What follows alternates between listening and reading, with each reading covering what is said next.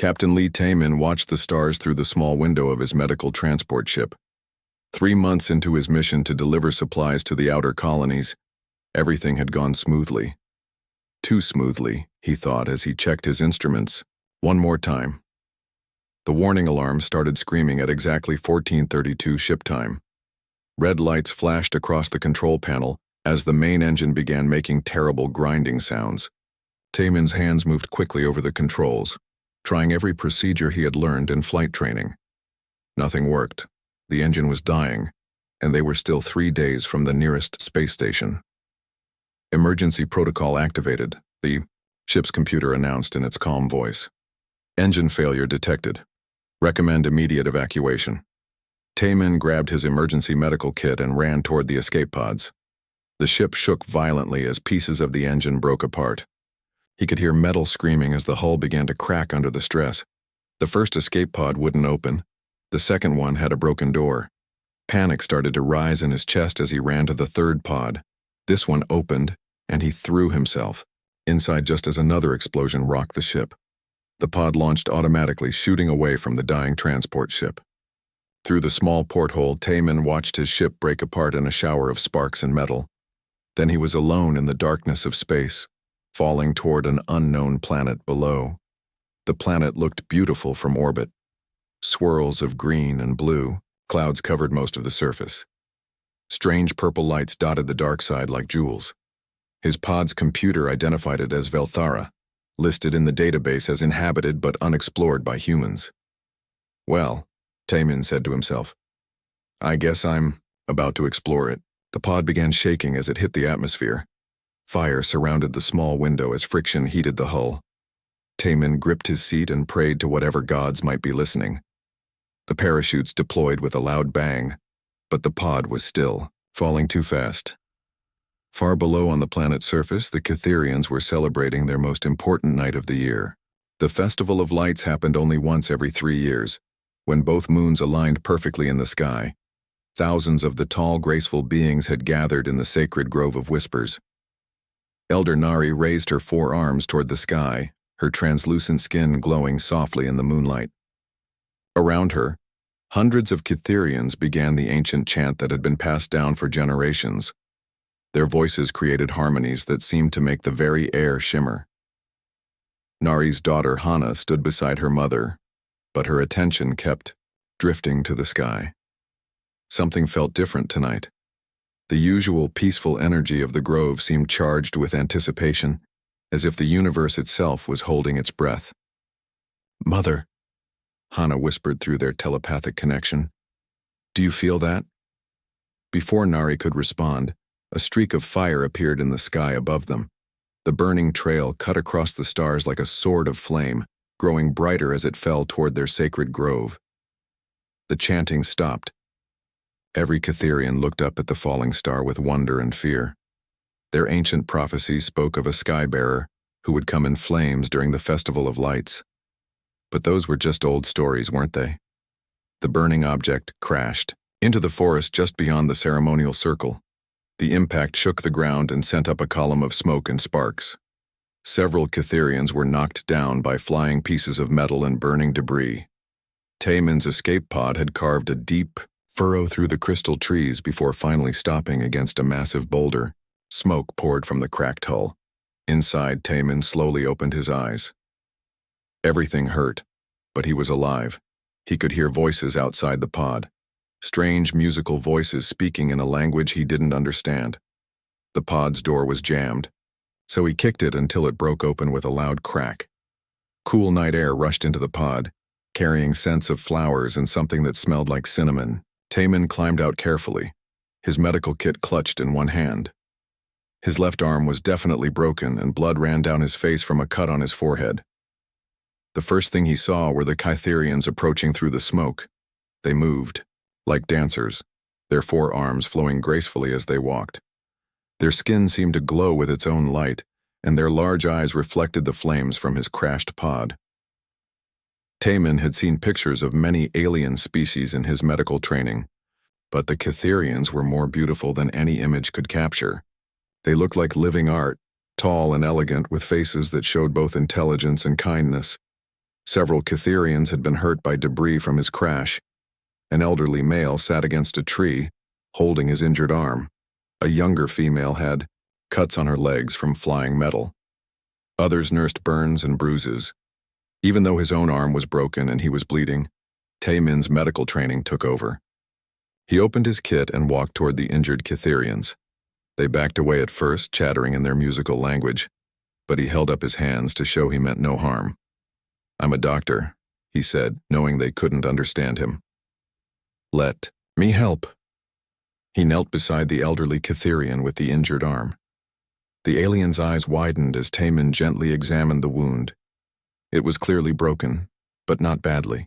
Taemin took out a small device that could scan for fractures and held it over the Catherian's arm. The device beeped softly and showed the break on its small screen. Taemin nodded and reached for his medical supplies. He cleaned the wound, applied a healing gel, and wrapped the arm in a lightweight but strong bandage that would help the bone heal properly. The Catherian stared at his treated arm in amazement. The pain was already going away, something that should have taken days with their usual healing methods. Word of what was happening spread quickly through the Catherian crowd. They had never seen healing techniques like this. The stranger from the sky was using strange tools to heal injuries in minutes instead of weeks. Taemin moved from one injured Catherian to another, treating cuts, burns, and bruises with his medical supplies. He worked quickly and efficiently, the way he had been trained. To him, it was just basic emergency medical care. To the Catherians, it looked like magic. Elder Nari watched from nearby, her ancient mind racing. The prophecy had spoken of a sky bearer who would arrive in flames during the Festival of Lights. It had said this being would bring the gift of healing to their people. And here was a strange creature who had literally fallen from the sky, healing their injured with methods they had never seen. "The prophecy," she whispered to her daughter Hana. "It's really happening." As Taemin finished treating the last injured, Catherian exhaustion finally caught up with him. His broken arm throbbed and he was losing blood from the cut on his head. He sat down heavily against his crashed pod and tried to treat his own wounds with his remaining supplies. The Catherians gathered around him in a circle, their glowing skin creating a soft light in the darkness. They began making soft humming sounds, a sign of deep respect and gratitude in their culture. Taemin looked up at their beautiful faces and managed a weak smile. He had no idea that they believed he was a god. He only knew that he had helped injured people, the way any good doctor would do. But for the Catherians, this night would mark the beginning of a new age. The Sky Bearer had come, just as the prophecy had promised, and their world would never be the same. The morning sun cast long shadows through the grove of whispers as Taemin woke up inside a shelter the Catherians had built around his crashed pod. His broken arm felt better after a night of rest, but he was still weak from blood loss. Outside, he could hear dozens of voices speaking in the musical Catherian language. When he looked through the entrance of his shelter, he saw something that made his eyes widen. Hundreds of Catherians had gathered around his crash site during the night. They sat in neat circles, all facing his shelter, humming softly. "What in the world?" Taemin muttered to himself. Elder Nari approached his shelter, walking slowly with great dignity. Behind her came a group of important-looking Catherians wearing flowing robes decorated with crystal patterns. Taemin recognized the signs of a religious ceremony and felt his stomach drop. "Please," he said, holding up his hands as he stepped out of the shelter. "I'm not what you think I am. I'm just human." But the Catherians didn't understand his words. They saw his gesture as a blessing and began humming louder. Several of them pressed their faces to the ground in what was clearly worship. Among the robed figures was High Priest Dongwu, an ancient Catherian whose skin glowed brighter than the others. His four eyes studied Taemin with a mixture of awe and curiosity. Beside him stood Commander Junho, a military leader whose expression was much less friendly. "The Skybearer speaks in the ancient tongue," Dongwu said to his companions. "Just as the prophecy foretold." Commander Junho's narrow eyes focused on Taemin's medical kit. "He uses strange tools. How do we know he is truly divine and not just some clever trickster? But their doubts were quickly forgotten when a young Cytherean came running through the crowd, carrying a small child in her arms. The woman was crying, her tears glowing like liquid starlight on her translucent cheeks. "Please," she called out in the Cytherean language. "My son Wu Jin cannot breathe. The healers say there is no hope." Taemin didn't understand her words, but he recognized the universal language of a mother's panic. The child in her arms was clearly in respiratory distress, his small chest rising and falling in rapid, shallow breaths. His skin had a blue tint that meant he wasn't getting enough oxygen. Without thinking, Taemin reached for his medical kit. The crowd gasped as he pulled out a small inhaler device. To them, it looked like a divine instrument, glowing with soft blue lights and making soft beeping sounds. "Bring him here," Taemin said, gesturing for the mother to come closer. The woman hesitated until Elder Nari nodded encouragingly.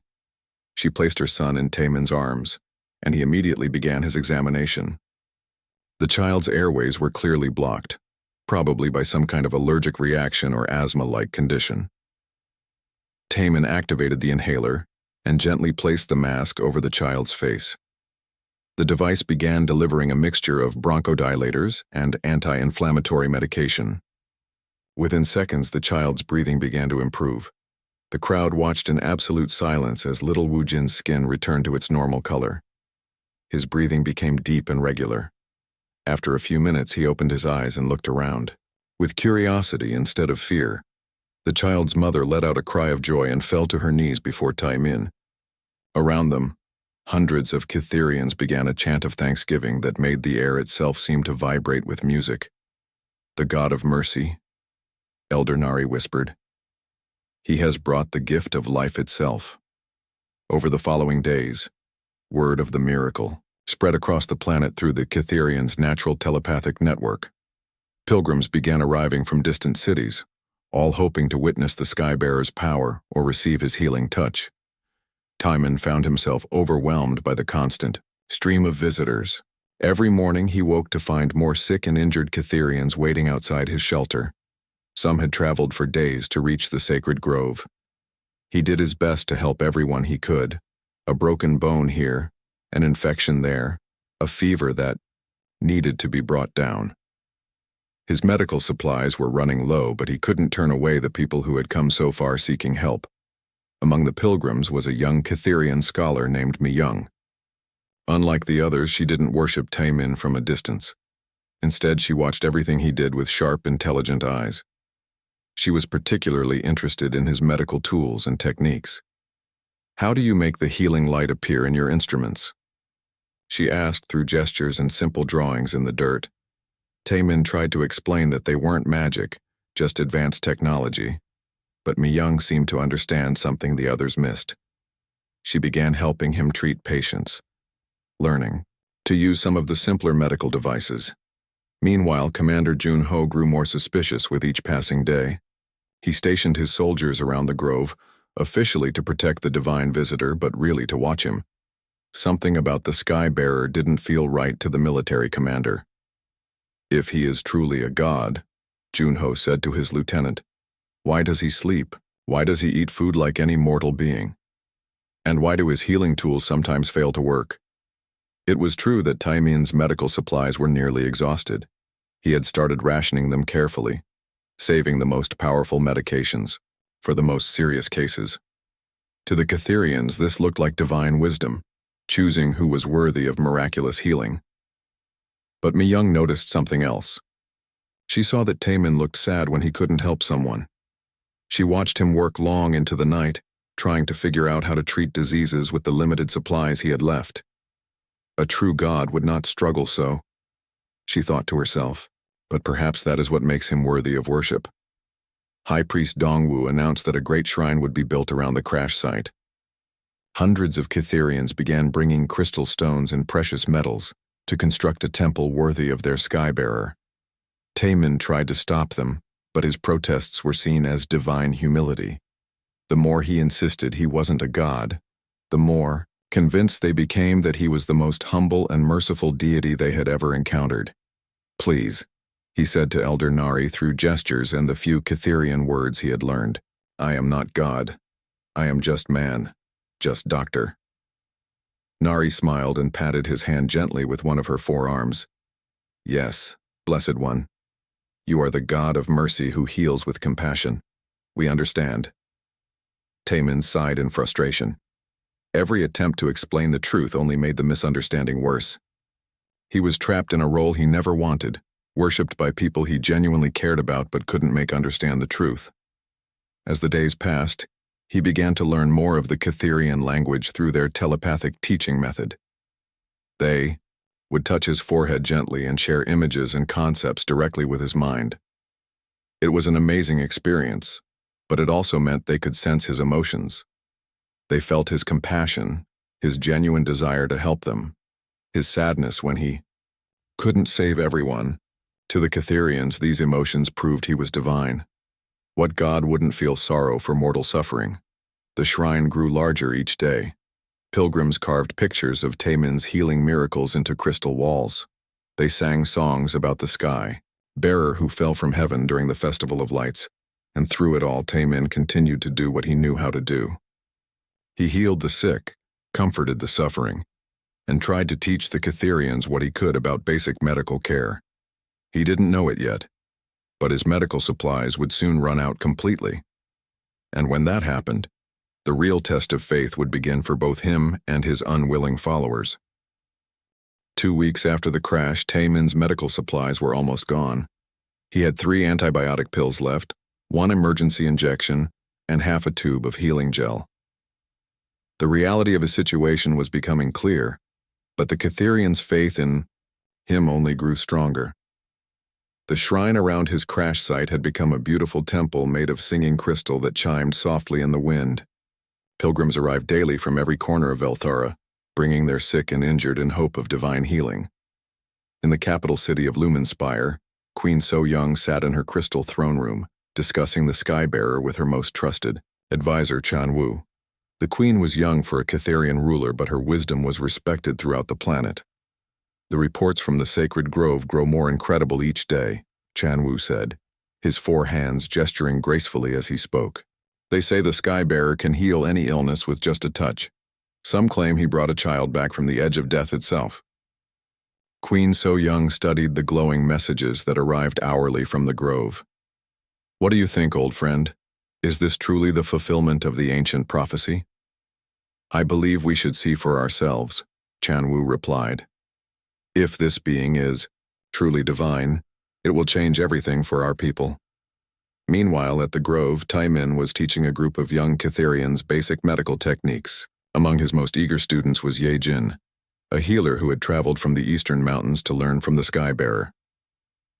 Watch carefully, Taemin said in his improving Catherian language.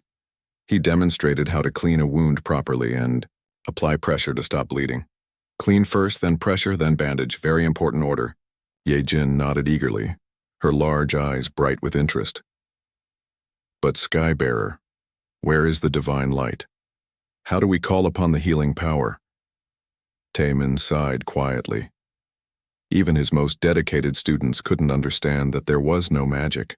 Involved only knowledge and proper technique. The healing power comes from here, he said, pointing to his head, and here, pointing to his heart. The Catherians interpreted this as a deep spiritual teaching about the connection between wisdom and compassion. They began spreading his words as sacred doctrine throughout their telepathic network. Scholar Mi Young continued to watch everything with growing understanding. She had begun to suspect that Taemin's miracles were actually advanced science, but she kept these thoughts to herself. She was more interested in learning his methods than questioning his nature. Teacher, she said to Taemin one evening as they sat by the crystal shrine, will you show me how to use the breathing helper again? Taemin picked up his nearly empty inhaler device. He had been saving it for real emergencies, but Mi Young's eagerness to learn reminded him of medical students back on Earth. This helps when airways close up, he explained. Medicine goes into lungs, opens them up again. As he demonstrated the inhaler's use, neither of them noticed Commander Jun-Ho watching from the shadows. The military leader had been investigating, the sky-bearer for days, and what he saw troubled him deeply. The next morning brought a crisis that would test everyone's faith. A messenger arrived from the farming settlements in the southern valleys, riding hard and calling for help. A disease had struck their livestock and animals were dying by the hundreds. "The blessing plague has come," the messenger gasped. "Our food animals fall dead without warning.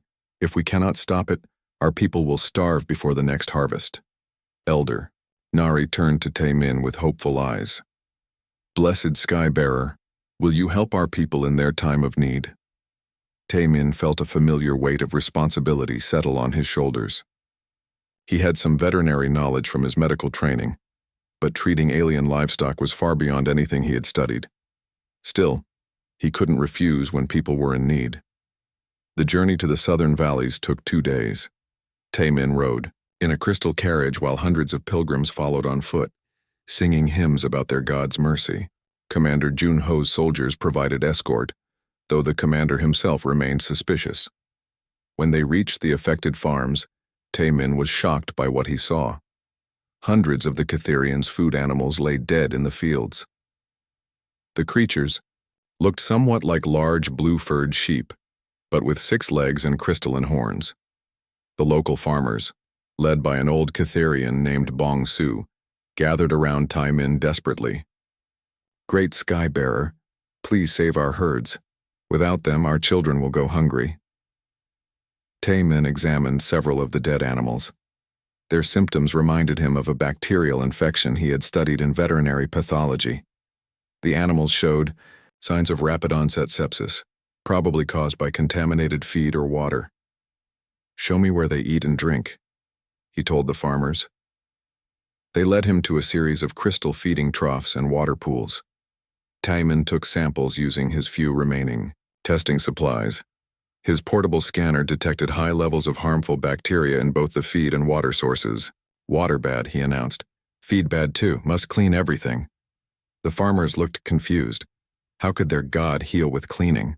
Where were the divine miracles? Taemin spent the next 3 days teaching the Catherians about sanitation and disease prevention. He showed them how to boil water to kill bacteria, how to properly store feed to prevent contamination, and how to isolate sick animals to stop disease from spreading. "But where is the holy light?" asked Farmer Bongsu. "When will you call down the healing power from the sky?" "This is healing power," Taemin insisted. "Clean water, clean food, clean places for animals. This prevents sickness." To demonstrate, he used his last antibiotic injection on one of the sickest animals. Within hours, the creature was standing and eating again. The farmers watched in amazement as their god saved their livestock not with flashy miracles, but with simple cleanliness and medicine. Word of the sky-bearer's victory over the blessing plague spread across Velthara faster than ever before. Stories grew with each telling until people believed Taemin had called down healing rain from the heavens and spoken with the spirits of the dead animals. Queen So Young decided she could wait no longer. She announced a royal pilgrimage to the Sacred Grove, bringing her entire court to witness the sky-bearer's power firsthand.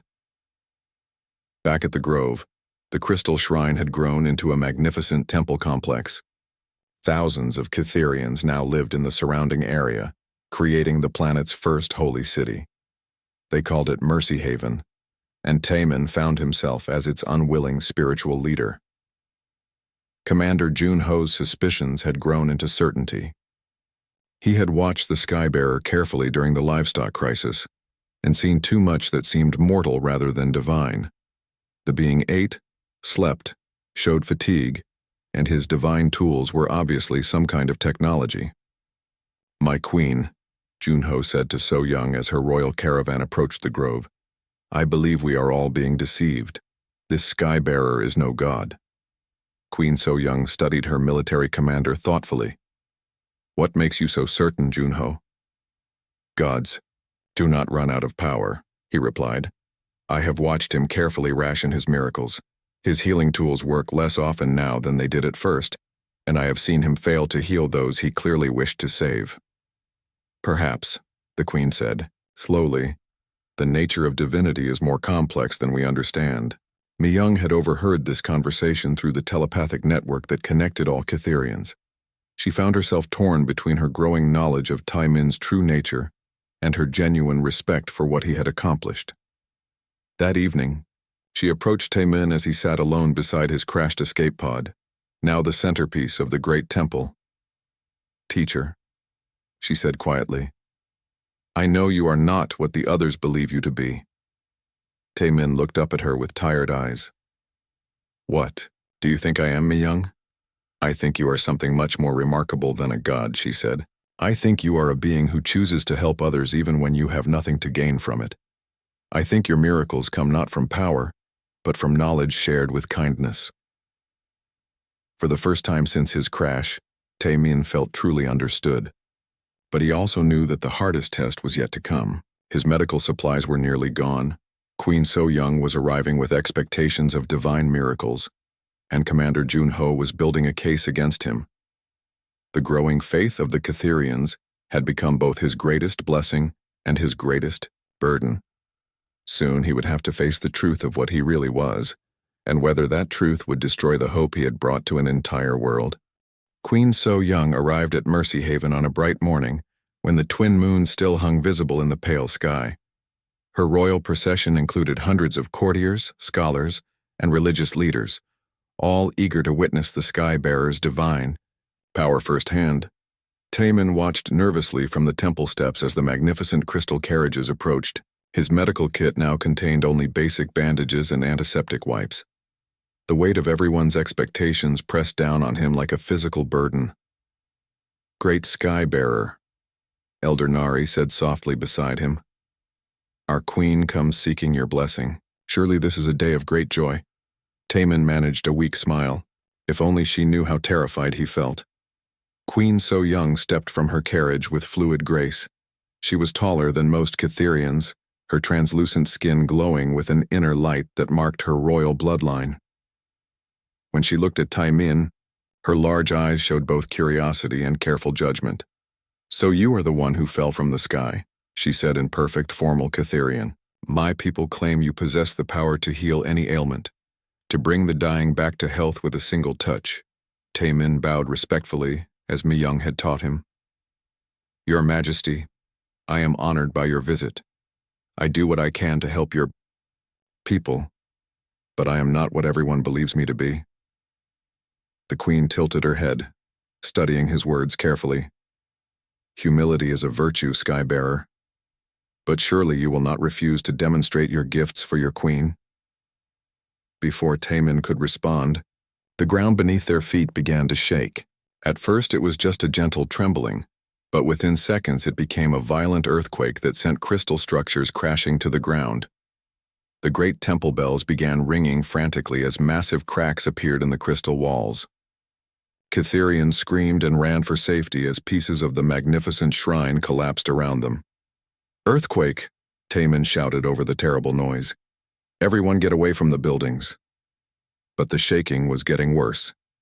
In the distance, he could see the spires of the capital city swaying dangerously. This wasn't just a small tremor.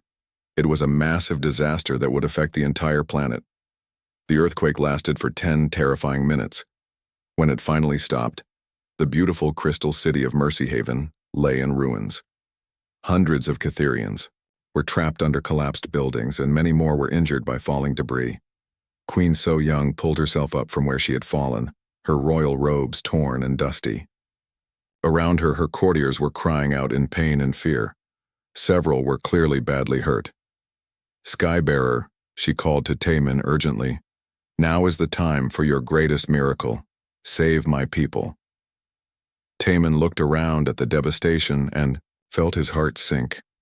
There were too many injured people and not enough medical supplies to help even a fraction of them. But he couldn't just stand there and do nothing. "Mi-young," he called to his student, who was helping an injured elder to safety.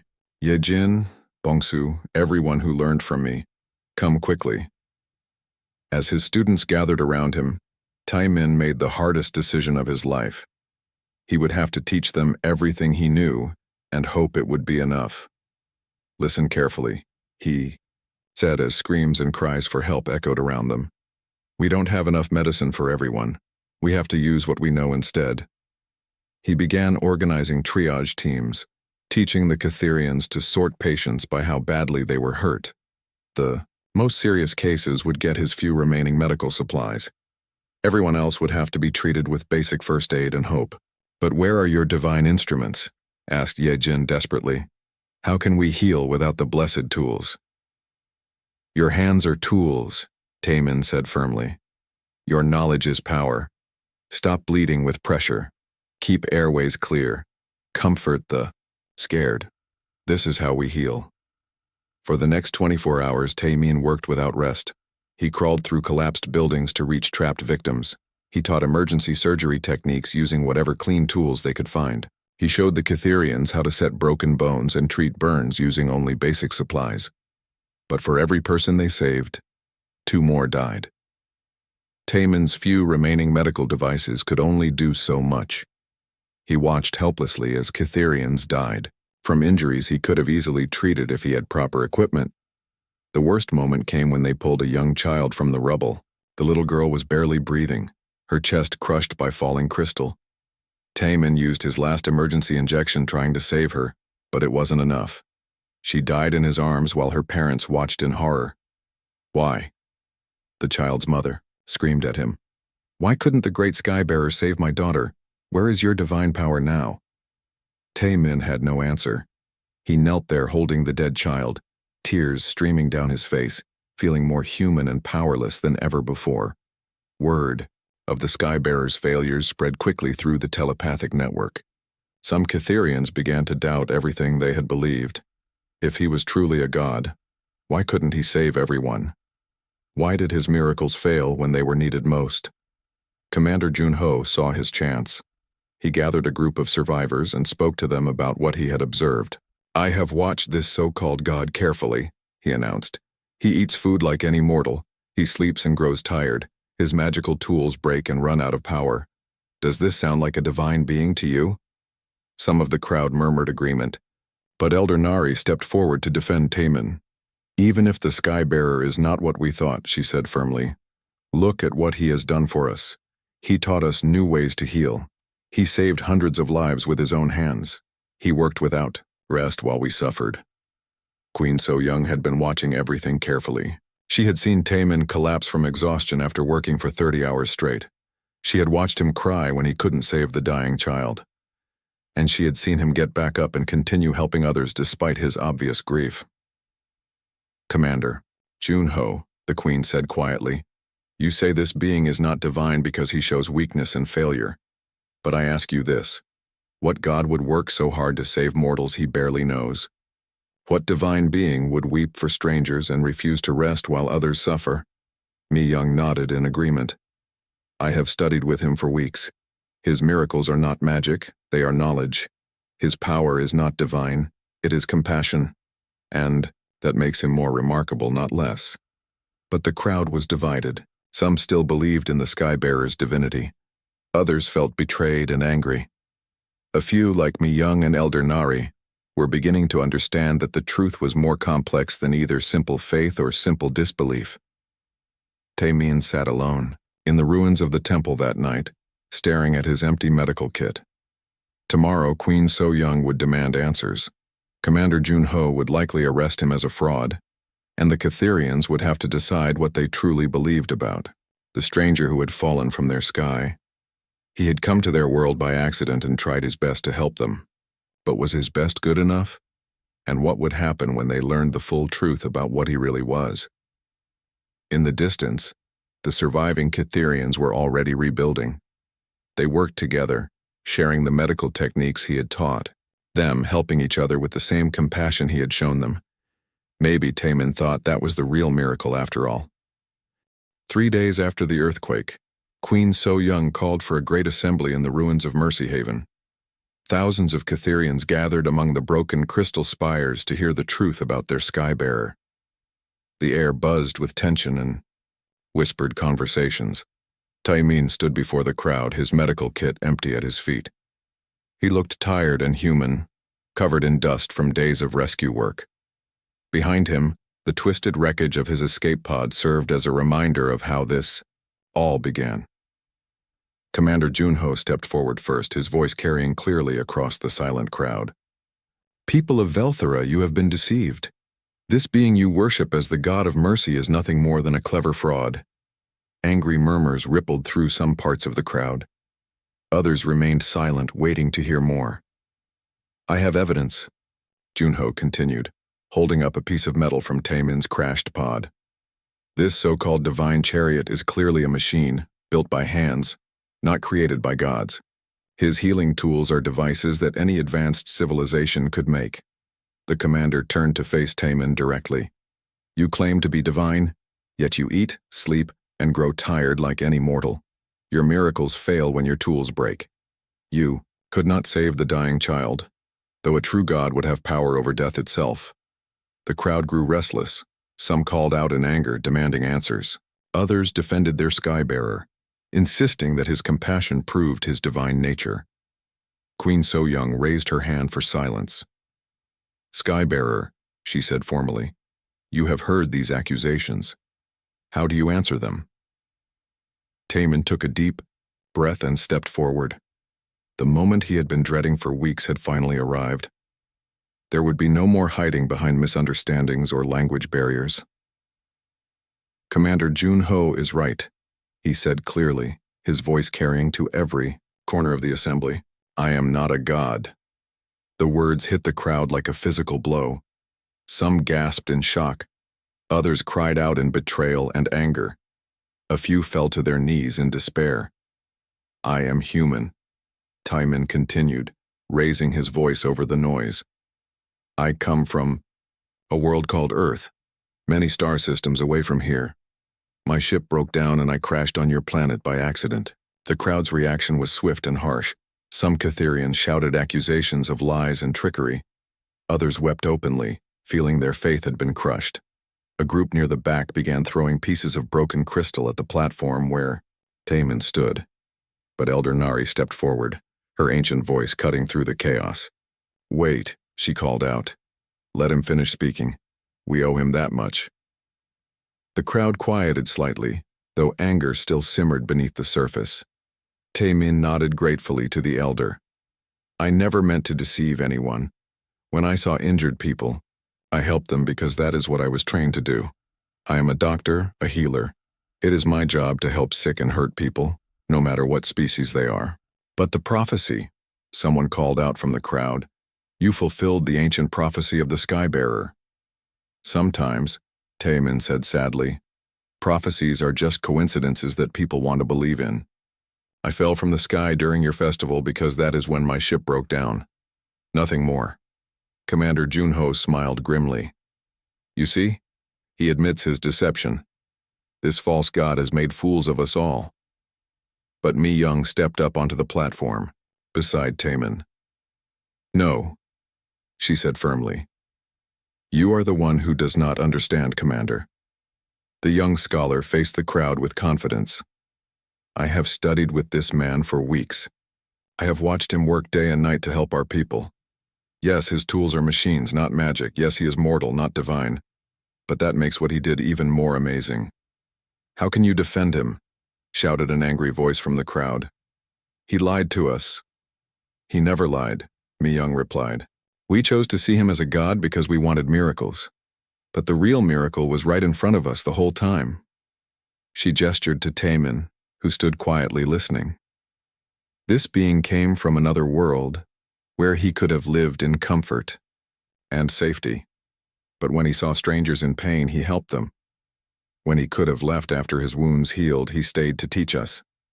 When the earthquake came and he had no medicine left, he still worked until he collapsed. Elder Nari nodded slowly. The child speaks wisdom. Tell me, people of Velthara, what god would weep for mortals he barely knew? What divine being would refuse rest while others suffered? Queen So-young had been listening carefully to everything. Now she stepped forward, her royal presence commanding attention. I have a question for our Skybearer, she said. If you are not a god, why did you help us?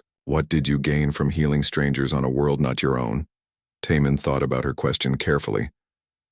Your Majesty, where I come from, We believe that all intelligent life has value.